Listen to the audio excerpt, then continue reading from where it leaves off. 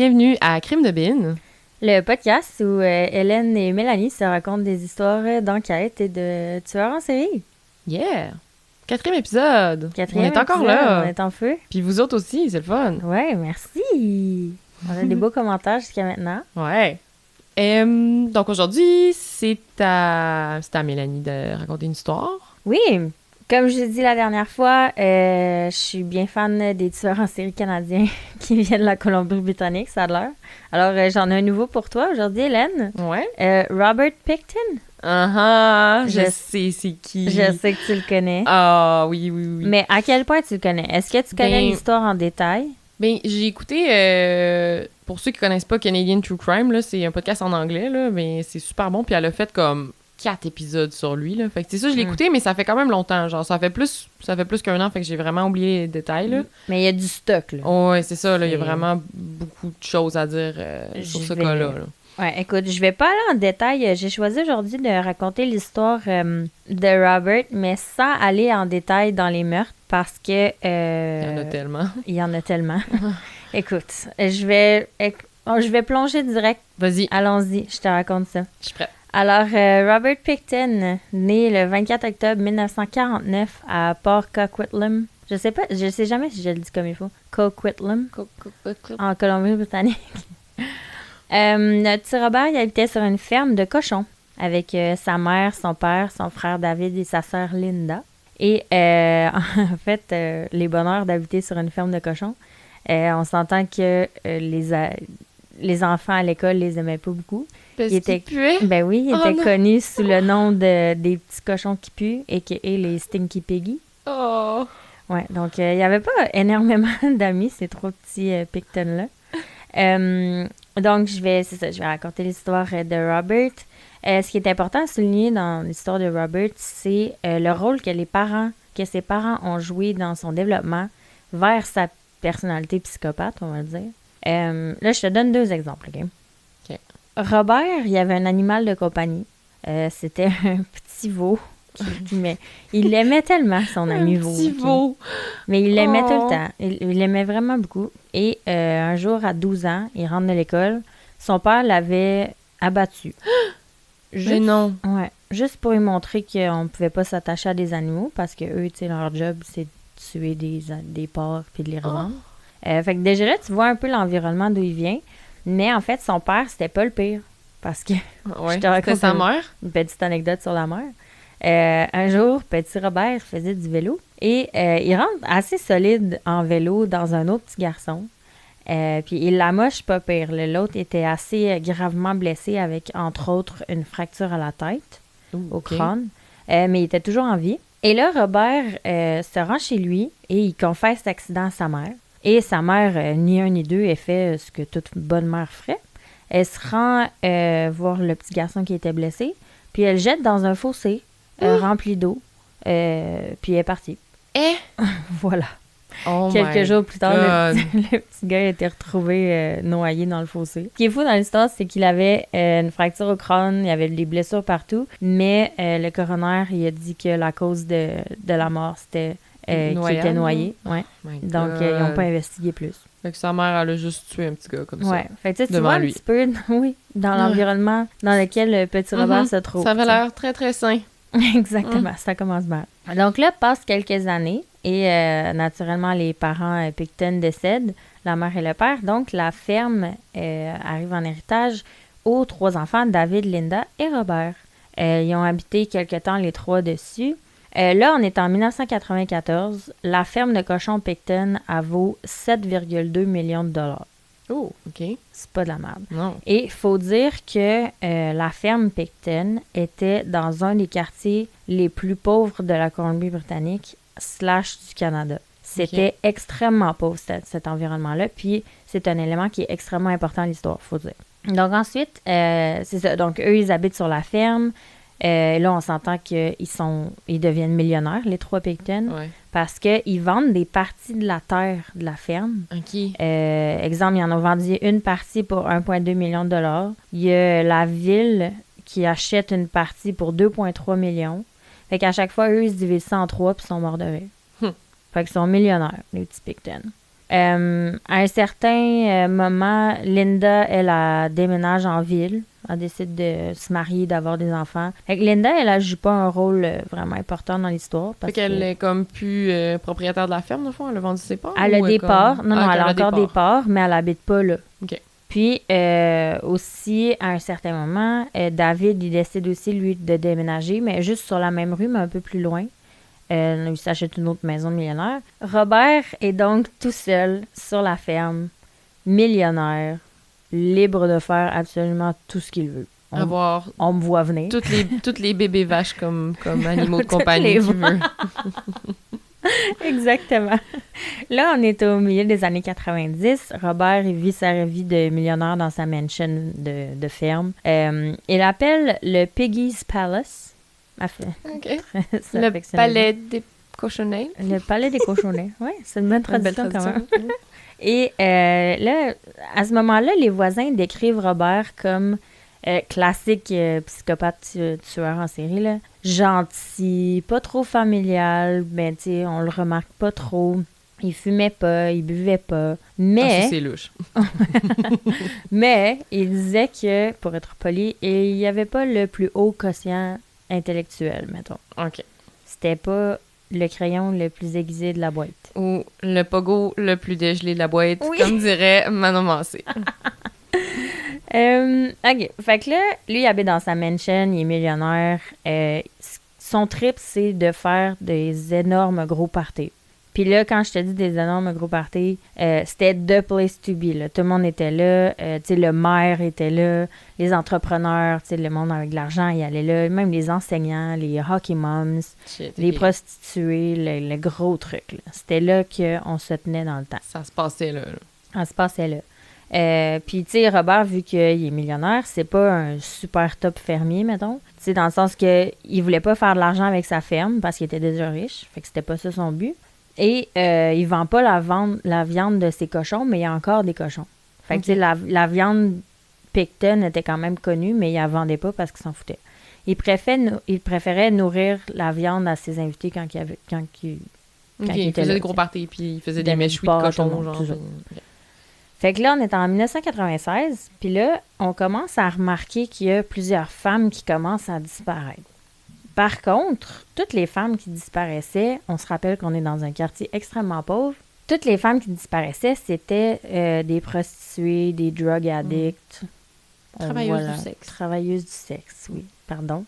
Donc, malheureusement, la police s'en préoccupait pas vraiment parce que... Classique. Puis, tu sais, il n'y a pas beaucoup de gens, tu sais, ces femmes-là, elles disparaissaient, puis elles n'étaient pas déclarées disparues avant plusieurs années, tu sais. Parce que la police était comme, oh non, c'est quelqu'un qui a un style de vie dangereux, donc clairement, elle est allée faire le party à quelque part. Donc, on s'en occupe pas. Ouais. Puis, c'est ça, fait que la police s'alarmait pas parce que, aussi, il fallait dire, il n'y avait aucun corps qui était retrouvé. Parce que ces femmes-là, elles disparaissaient. On les déclarait disparus, mais on retrouvait aucun corps. Fait que c'est pour ça que la police, ça s'alarmait pas vraiment, tu sais. Je me rappelle plus de toute l'histoire, mais j'ai un peu peur quand tu dis qu'il n'y a aucun corps qui est retrouvé. Je m'imagine des choses. Probablement que ce que tu t'imagines, c'est exactement ce qui est arrivé. Donc, aussi, tu sais, là, les femmes commencent à disparaître. On a une Marianne Clark, 25 ans, qui est disparue en 91. Diana Melnick, qui a été vue la dernière fois en 95. Tanya Hulk, 23 ans, vue la dernière fois en 96. Cara Louise Ellis, a.k.a. Nikki Tremble, c'était son nom de travailleuse. 25 ans, vue la dernière fois en 96. Fait que, tu sais, là, ça commence à s'accumuler, tu sais. Donc là, en 97, on commence à se rendre compte qu'il y a beaucoup trop de femmes qui ont disparu. Puis en fait, tu sais, comme je te disais tantôt, elles ont disparu depuis longtemps, mais vu que personne, c'est plate à dire, mais personne s'en rend compte, elles sont pas déclarées disparues, donc ça te prend du temps avant de les constater. Donc là, juste, tu sais, on s'entend qu'on était rendu à beaucoup. Là. Juste en 97, il y en avait 9 qui ont disparu. C'était vraiment comme le même quartier? Là? Exactement. Puis, tu sais, il y en a beaucoup là-dedans que c'était des travailleuses du sexe connues des policiers. Là. OK. Là, puis là, la liste continue. Là. Sherry Irving, 24 ans, Marilyn Free, Cynthia Phelps, Ellen May, Hallmark, ça arrête pas. Ensuite, en janvier 1998, là, c'est là qu'on s'est alarmé un petit peu plus parce que il y a Kerry Koski qui disparaît en janvier 98 et il y a quelqu'un qui s'en est rendu compte assez rapidement puis elle a été déclarée disparue dans le même mois. Okay. Ce qui est jamais arrivé avec toutes les autres femmes que je viens de dans te le nommer. même mois. C'est long, triste, là, dans le même mois. même. Là. Normalement, une disparition, c'est dans les 24 heures, tu as une chance de la retrouver. Là, mais oui. Mais sinon, non. Donc, elle, dans le même mois. Fait que là, on s'alarme un peu. Fait que là, elle, on remarque sa disparition. Puis c'est ça qui a alarmé un petit peu la population. Puis là, tout le monde a commencé à s'en rendre compte. Puis c'est ça qui a déclenché l'enquête qui a été demandée par les citoyens. La police n'a pas déclenché l'enquête. C'est les citoyens qui ont demandé à la police. Parce que là, en 98, il y en a eu 4 autres. Il y a eu Inga Monique Hall, 46 ans, qui a été vue en février 98 la dernière fois. De Sarah de Vries, je crois, qui a été vue la dernière fois en avril 98. Angela Rebecca Jardine, qui a été vue en novembre 98. Et Kerry Koshi, qui a été vue en janvier 98 pour la dernière fois. Fait que là, c'est vraiment un cas de la police n'a pas été efficace. Là. Exactement. C'est fait comme ton histoire de la dernière fois, mettons. Ouais. Donc là, tout ça, c'est en 98. Là, on est en 99. La police reçoit un type anonyme comme quoi Robert Pickton avait un frigo sur sa ferme avec des parties humaines dedans. Mais, classique, la police, elle va pas investiguer. Pourquoi? L'histoire le dit pas. Mais il investigue pas là-dessus. C'était pas un type assez important, faut croire, je sais pas. Fait que là, les femmes, ils continuent de disparaître. Alors, on a Wendy Crawford qui a été vue la dernière fois en décembre 99, Brenda Ann Wolfe, 32 ans, en février 99, vue pour la dernière fois, Georgina Faith Papin qui a été vue en janvier 99. La liste est longue. Donc là, la police, tu sais, les femmes continuent de disparaître, la police fait rien jusqu'en 2000. Puis à ce moment-là, après 2000, là, l'enquête est vraiment bien lancée parce qu'elle a été demandée par les citoyens. Fait que là, la police est là, elle investigue, mais l'idée d'un tueur en série rendu là a été rejetée par la police dans les médias directs. Ben voyons. Ah ouais, puis on a des bandes, là, j'en ai entendu, là, des bandes quand les médias y parlent, puis le maire de la ville, puis le représentant de la police. Ils rejettent tout, ils disent non, c'est sûr que c'est pas un tueur en série. Puis rendu là, tu en es rendu comme une trentaine de femmes au moins qui ont disparu, puis sont là, non, c'est normal. Ils sont tombés dans les bouches d'égout, on les a plus jamais revus. On sait pas ça où. Ils sont tous en train de faire le party, les 30 ensemble, tu sais. J'allais dire de quoi vraiment très, genre dans la mort. Dans la mort. Donc là, on est en 2001. Fait que là, à ce moment-là, tu sais, ça fait un petit bout qui enquête. La police, là, rendue là, elle sait que c'est Robert Pickton. Parce que les Pickton sont bien connus par la police. Tout le monde les connaît. Tout le monde sait c'est qui. Tout le monde sait le port Pickton, blablabla. C'est très connu. Puis aussi, il y a Robert et son frère David. Ils ont un employé dans un autre établissement parce qu'ils possèdent un autre petit business on the side, les deux frères ensemble. Puis, ils ont un employé qui travaille là. Et cet employé-là, il vient chercher ses chèques de paye à la ferme de Robert. Puis, à un moment donné, cet employé-là, il a commencé à remarquer des choses un peu étranges à la ferme. Genre, tu sais, il y avait beaucoup de monde, il y avait beaucoup de prostituées.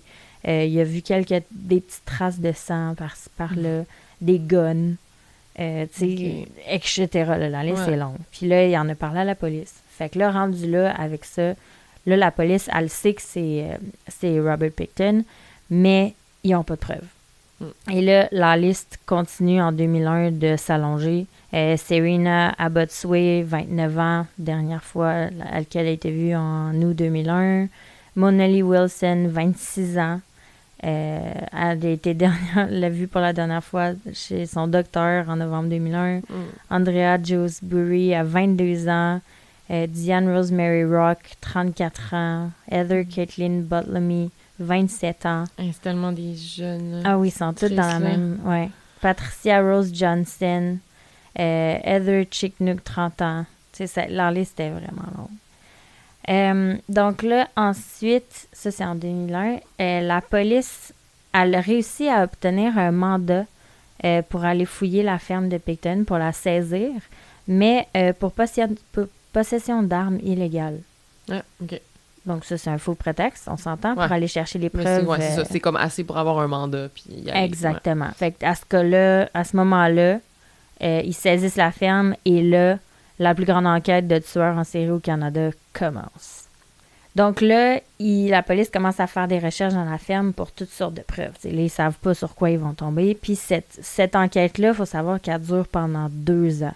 Pendant 2 ans, la terre est vraiment grande. Il y a plusieurs buildings, il y a plusieurs barns, il y a plusieurs... Des granges. Ouais. Ouais. À ce moment-là, il y a plusieurs buildings, il y a plusieurs granges.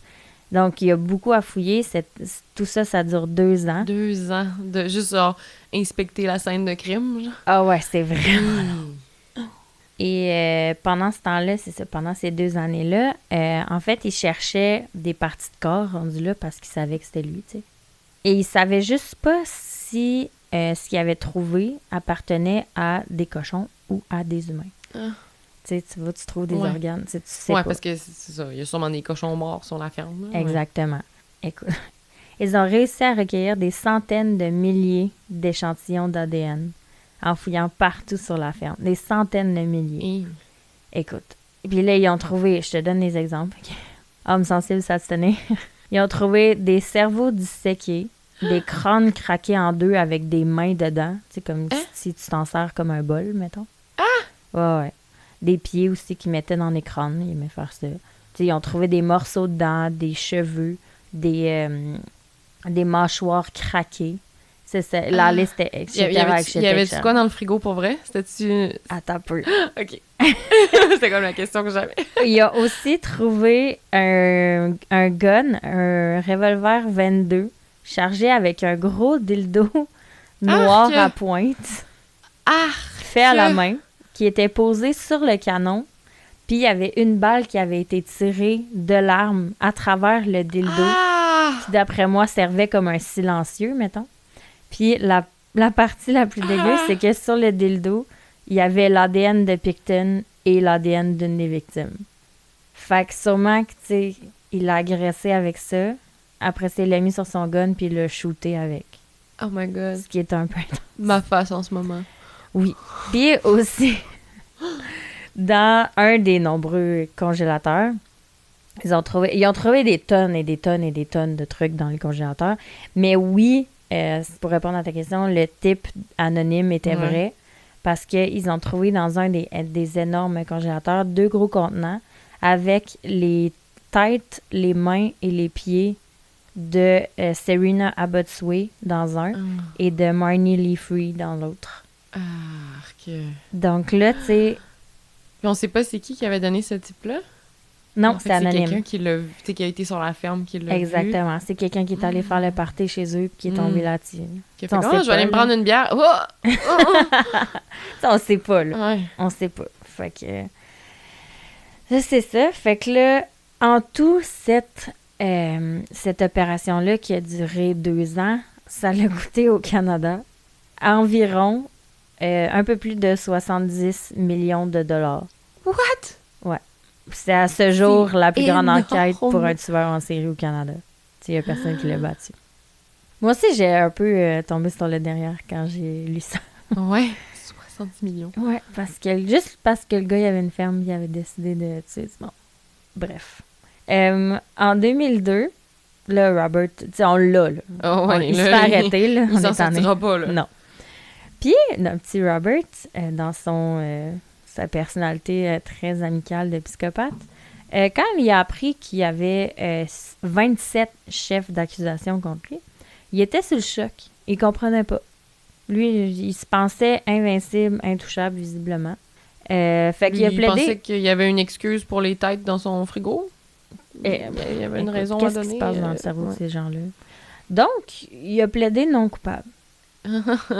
Voilà. Puis à son arrestation, il dit que il s'est fait prendre parce qu'il a commencé à être négligent.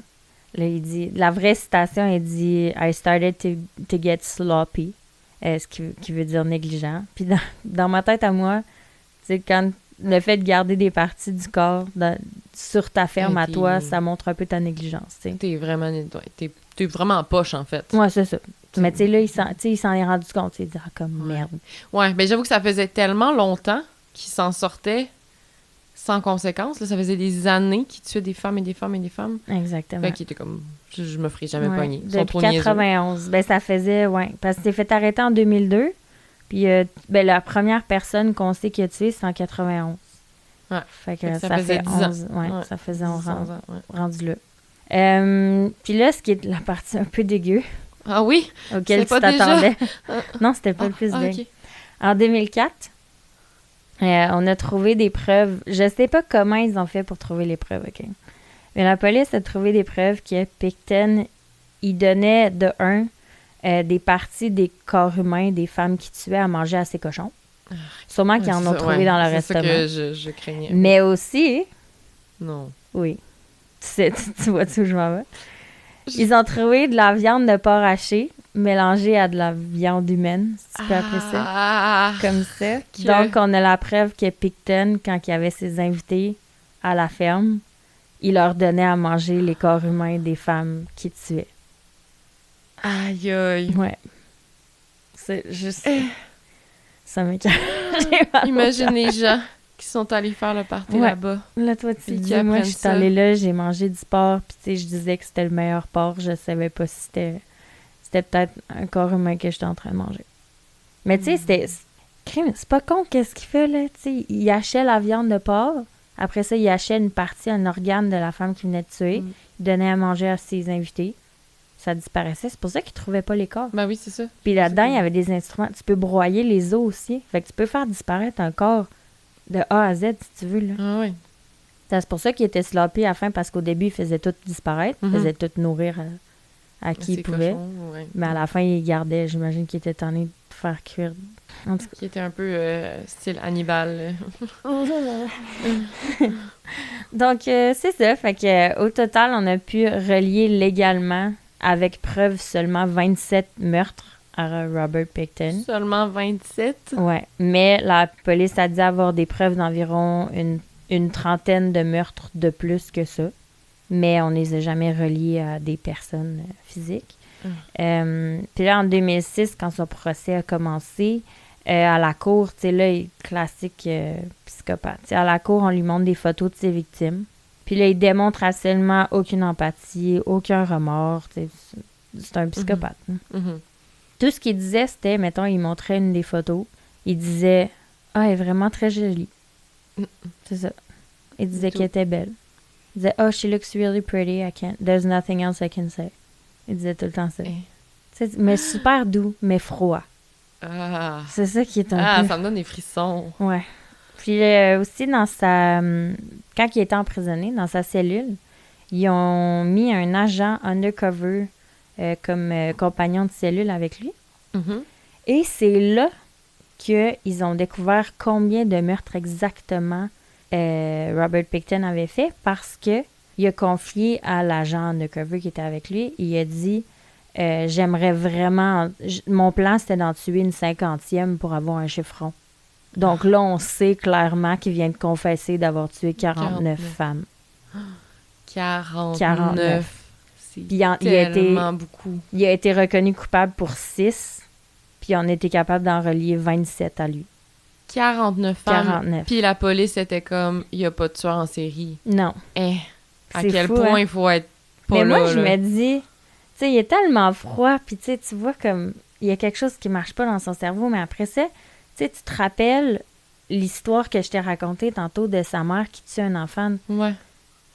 Ouais, c'est ça qu'il a appris, lui, ouais. Tu peux comme pas avoir une personnalité normale après ça, là. Fait que moi, j'ai comme l'impression que il était juste exactement comme sa mère, comme elle a traité l'enfant dans le fossé, puis that's it. Ouais, fait tu peux pas t'attacher à personne, non. Dès qu'il s'est attaché à quelque chose, ils l'ont tué, tu sais, puis... Exactement. Fait que notre petit Pickton, en 2007, condamné en prison à vie. Voilà. Prison à vie, fait que pas de libération conditionnelle avant 25 ans, probablement. Non. Il avait quel âge quand il s'est fait arrêter? Faudrait que je fasse un petit calcul, là. Il est né en 49. 49. Avec 58. Ouais. Fait que dans 25 ans, ouais, il va être assis comme... Même s'il sort dans 25 ans, il serait trop vieux pour Exactement. Il me fait pas peur. des choses. Notre petit Stinky Piggy. Fait que voilà, c'était l'histoire de... Ça me... Ouais, c'est ça. Je me rappelais que j'avais déjà entendu, puis elle m'avait vraiment marqué l'histoire, parce que je me rappelais que c'était dégueulasse, là. Ouais, vraiment. Ouais. Ben, vraiment j'aime pas... comme- C'est pour ça que j'ai passé rapido là, sur cette partie-là, mais bon. Ouais. C'est comme tout...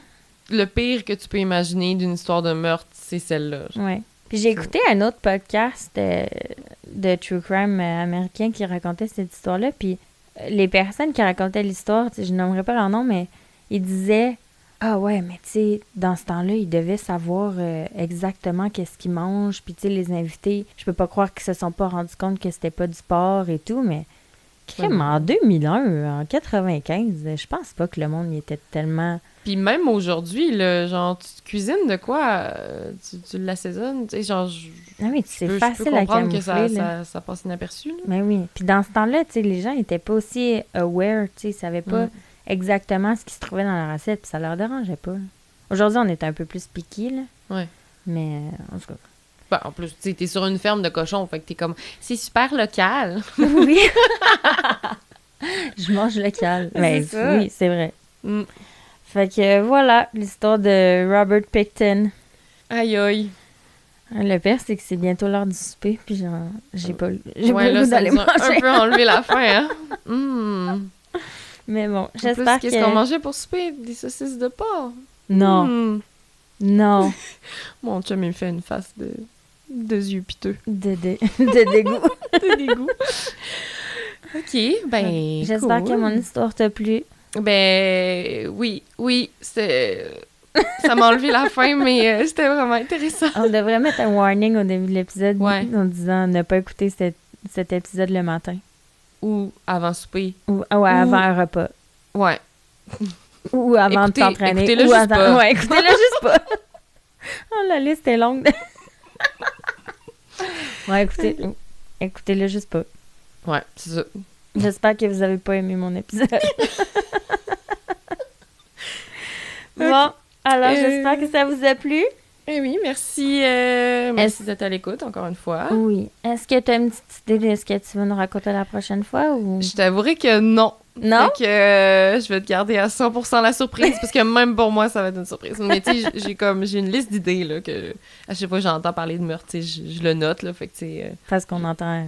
Dans nos vies, on entend souvent Oui, parler de c'est ça. ça. Fait que j'ai une liste d'idées, là, je vais piger là-dedans pour Ok. la prochaine fois. Ça va Ok. être bon, je suis sûre. Donc, merci de nous écouter, puis continuez à réseaux sociautés, nous commenter, Nous donner des écrire. likes, nous écrire.